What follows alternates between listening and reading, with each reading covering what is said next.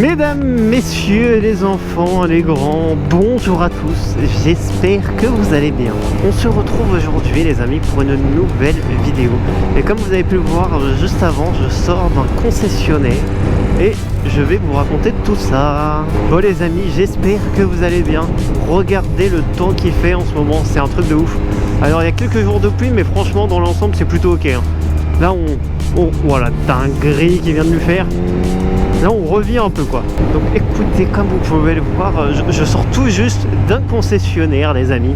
Alors j'ai pas fauté, j'ai pas commandé, ou du moins pas encore. Mais je vous cache pas que là j'ai eu un petit coup de cœur pour ce que je viens d'aller voir. Bon malheureusement, est-ce que ça passe?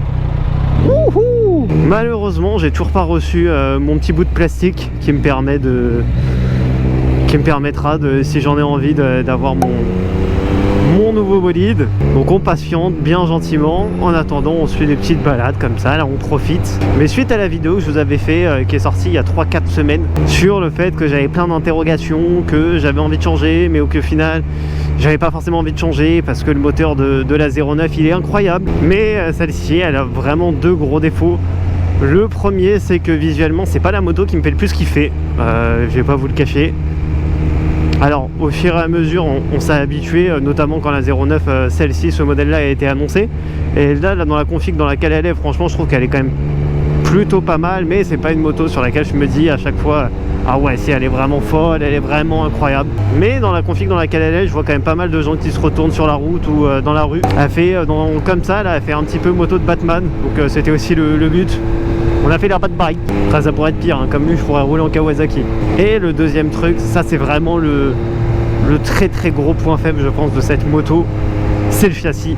Alors j'ai pas nécessairement trop de soucis à la mettre sur l'angle dans les virages en fait, mais c'est waouh.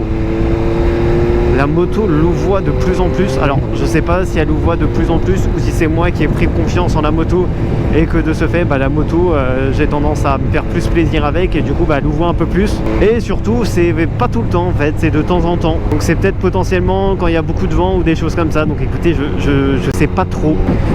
Comme vous le voyez, même encore aujourd'hui, je suis pas encore totalement décidé. Wow, c'est un truc de fou là ce qu'ils ont mis sur les bonnes manches. Mais bon, une chose est sûre de toute manière, c'est que je compte changer seulement si je trouve une bonne affaire. J'ai pas pour projet d'acheter neuf. Enfin, sincèrement, je trouve ça un peu inutile d'acheter neuf. Alors si vraiment configuration que je veux, pourquoi pas, mais idéalement je préfère rester sur de l'occasion parce qu'on fait toujours des meilleures affaires. Et en sortie de concessionnaire malheureusement la moto, enfin peu importe le véhicule hein, mais on perd 20 à 30% de la valeur neuf juste parce que le véhicule est sorti quoi, il a fait 2 mètres. Donc bon, un peu triste quand même de perdre autant d'argent sur si peu de temps. Donc concernant la liste que je vous avais fait dans la vidéo dont je vous parlais tout à l'heure, j'ai commencé à réduire un petit peu la liste. Je pense avoir définitivement écarté la KTM pour plusieurs raisons. C'est que j'ai vu qu'il y avait quand même pas mal de personnes qui avaient des soucis au niveau de l'électronique sur KTM. Et surtout de ce que m'avait dit le vendeur, tous ceux qui ont eu une 1290 m'ont dit que c'était archi énervé quand même comme bécane. Alors que oui, ce sont tous des roadsters ou des sportifs de plus de 1000 cm3, mais tout le monde m'a dit que la KTM vraiment elle arrache très très fort.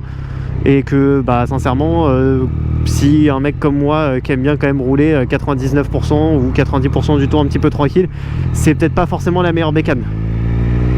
Oh là là, comment elle est belle. Qu'est-ce qu'il fait lui?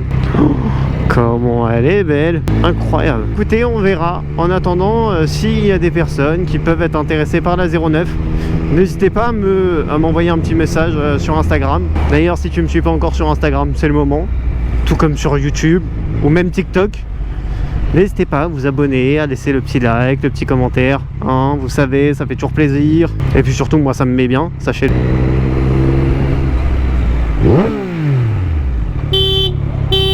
Oh là là, les gens, putain, qu'est-ce qu'ils sont énervants.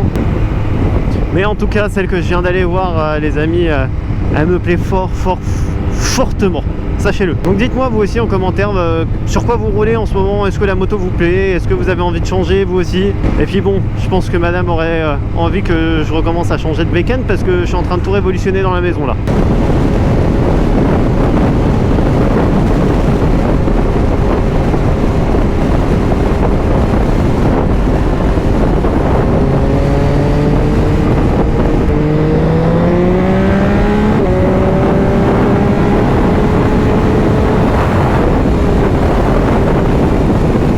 c'est la fin de cette vidéo. C'était peut-être une vidéo un petit peu courte comparée aux autres.